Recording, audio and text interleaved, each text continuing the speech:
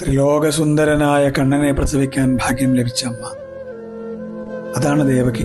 പക്ഷേ തൻ്റെ പൊന്നോമനക്കുട്ടന് ഒന്നമ്മിഞ്ഞ് നൽകാൻ, അവൻ്റെ ചെഞ്ചുണ്ടിൽ ഉമ്മ നൽകാൻ, അവനെ സന്ധ്യയ്ക്ക് അമ്പിളിമാമനെ കാട്ടിക്കൊടുക്കാൻ, തേനും വയമ്പും നാവിൽ തേക്കാൻ, അടിയിലിരുത്തി താരാട്ട് പാടാൻ ഒന്നും ഈ അമ്മയ്ക്ക് ഭാഗ്യമുണ്ടായില്ല.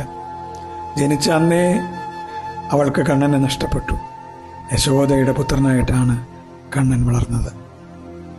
അവൾ ഒരിക്കൽ കൃഷ്ണൻ എന്നാണ് തൻ്റെ ഉണ്ണിക്ക് പേരിട്ടതെന്നറിഞ്ഞു. കംസനെ വധിച്ച് കാരാഗ്രഹത്തിൽ നിന്ന് അവളെ രക്ഷിക്കുമ്പോൾ കാലങ്ങളായി തൻ്റെ പൊന്നോമനക്കുട്ടനെ നൽകാൻ കാത്തുവെച്ച ആ പൊന്നുമ്മ അതവൾ കണ്ണന് നൽകി. കൃഷ്ണ ഗുരുവായൂരപ്പ.